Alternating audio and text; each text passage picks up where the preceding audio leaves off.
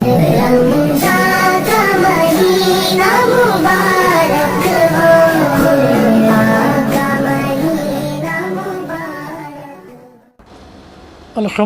رب العالمین والعاقبۃ للمتقین والصلاة والسلام علی سید الانبیاء والمرسلین اما بعد فاعوذ باللہ من الشیطان الرجیم بسم اللہ الرحمن الرحیم قال عز وجل فی القرآن العظیم من یطیع الرسول فقد اطاع اللہ صدق اللہ العظیم۔ بادہ توحید کے متوال و شمع رسالت صلی اللہ تعالیٰ علیہ وسلم کے پروانوں، آج کی ہماری گفتگو اعتکاف کی سنت کریمہ کے حوالے سے ہے۔ اعتکاف میرے آقا صلی اللہ علیہ وسلم کی عظیم سنت مبارکہ ہے۔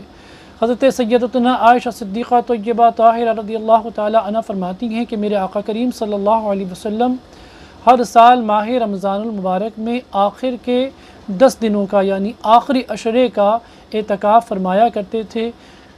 تا حیات آپ نے اس کا معمول اختیار فرمایا، یعنی آپ جب تک ظاہری حیات طیبہ کے ساتھ ہمارے درمیان موجود رہے، آپ ہر سال اعتکاف رمضان شریف کے آخری عشرے کا فرماتے تھے۔ تو رمضان المبارک میں آخری عشرے کا اعتکاف کرنا میرے آقا کریم صلی اللہ علیہ وسلم کی پیاری اور عظیم سنت کریمہ ہے۔ اللہ تبارک و تعالیٰ نے اس کی بڑی فضیلت بھی بیان فرمائی ہے۔ میرے آقا کریم صلی اللہ علیہ وسلم کی بیان کردہ چند حدیث آپ سے یہاں عرض کریں۔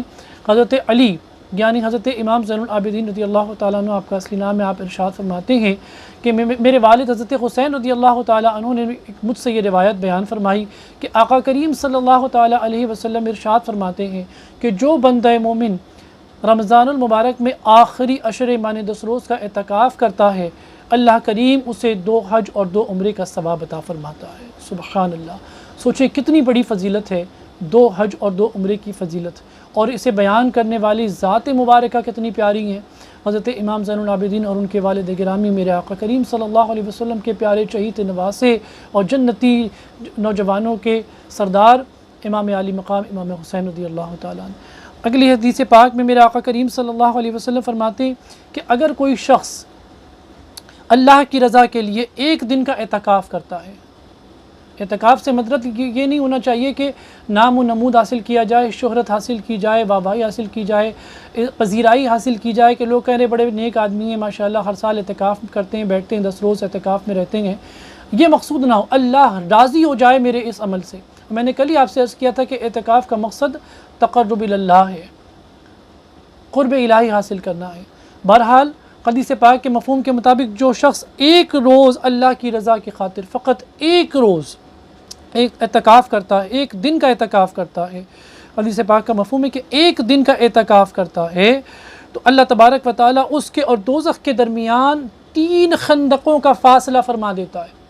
اور روایت میں میرے آقا کریم صلی اللہ علیہ وسلم کے فرمان عالی شان کے مطابق ہر خندق کا فاصلہ مشرق سے مغرب کے درمیان جتنا فاصلہ ہے، اتنا فاصلہ ہوتا ہے، یعنی اتنی طویل فاصلہ اللہ فرما دیتا ہے اس بندے سے جہنم کی دوری کو۔ بلکہ اچھا 1 خندق نہیں، ایسی 3 خندق ہیں۔ مشرق سے مغرب کا فاصلہ کس نے گنا، کس نے ناپا، کس نے پیمائش کی؟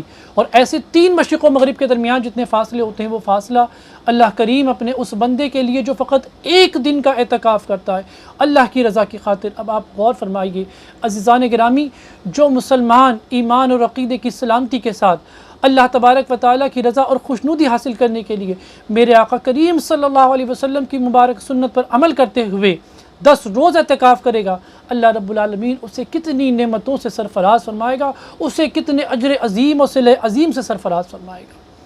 آئیے مزید ایک حدیث پاک آپ سماعت کر لیں کہ میرے آقا کریم صلی اللہ علیہ وسلم نے اس اعتکاف کے کیا فضیلت بیان فرمائی ہے۔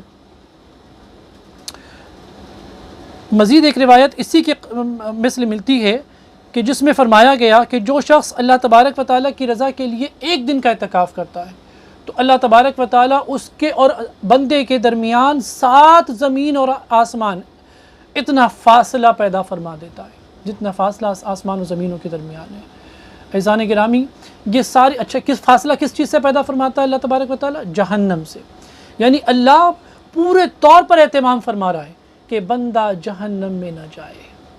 ہم اور آپ گنہگار جہنم سے دور ہوتے رہیں، بچتے چلے جائیں، جتنا ہو سکتا ہے اللہ کریم ہم بندوں کو مواقع عطا فرما رہا ہے اپنی شان کے مطابق کہ لے بندے میں نے تجھ کو یہ موقع دیا، اب یہ تیری ہمت پر ہے، تیری خوشی پر ہے، تیری محبت پر ہے، تیری رغبت پر ہے، تیری دلچسپی پر ہے، تیری محبت پر ہے، تو کس طریقے سے میری نعمتوں کو اور میری نعمتوں کو حاصل کرتا ہے۔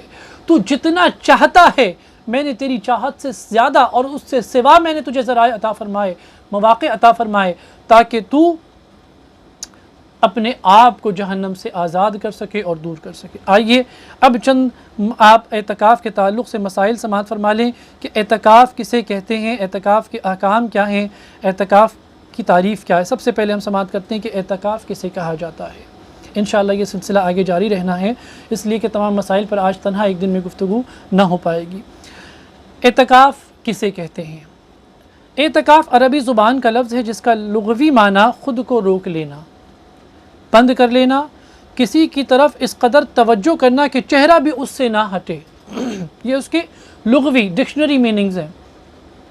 اصطلاح شرع میں اعتکاف سے مراد ہے انسان کا علائق دنیا سے کٹ کر، تمام تعلقات سے کٹ کر، خاص مدت کے لیے، یعنی رمضان شریف کے آخری عشرے میں 10 روز کے لیے عبادت کی نیت سے کہ میں عبادت کے لیے رک رہا ہوں، مسجد میں اس لیے ٹھہرنا، اچھا عبادت کی نیت بھی کرنی ہے، 10 روز تمام چیزوں سے ترک کر کے اپنے آپ کو مسجد میں ایک جگہ پر ٹھہرا لینا ہے، لیکن عبادت کی نیت کے ساتھ ساتھ مزید یہ آپ کو نیت میں شامل رکھنا ہے معتکف کے لیے کہ وہ خلوت گزین ہوگا، مانے تنہائی اختیار کرے گا۔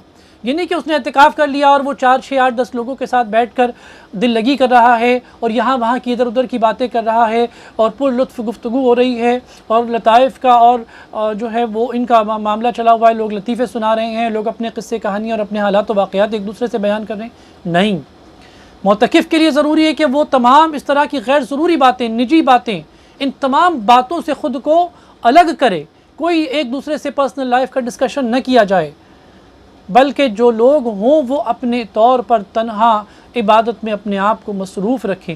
خالی خاموش بھی نہیں رہنا ہے، یہ نہیں کہ بھئی خاموش بیٹھے ہوئے ایک طرف پڑے ہوئے ہیں، نہیں، یہ بھی اعتکاف میں نہیں کرنا، یہ بھی مکروہ علماء فرماتے ہیں، فقہاء فرماتے ہیں۔ اگر آپ خلوت اختیار کر رہے ہیں تو خلوت سے مراد خاموشی نہیں ہے، خلوت سے مراد تنہائی میں عبادت ہے، تلاوت ہے، استغفار ہے، نماز ہے، قرآن کریم پڑھنا، یہ تمام معلومات جو عبادت سے تعلق رکھتے ہیں انہیں اختیار کرنا ہے۔ اللہ کے ساتھ اپنے تعلق بندگی کی تجدید کرے، یعنی اللہ کے ساتھ اپنے تعلق کی لو لگائے، تو یہ اعتکاف کی تعریف ہے۔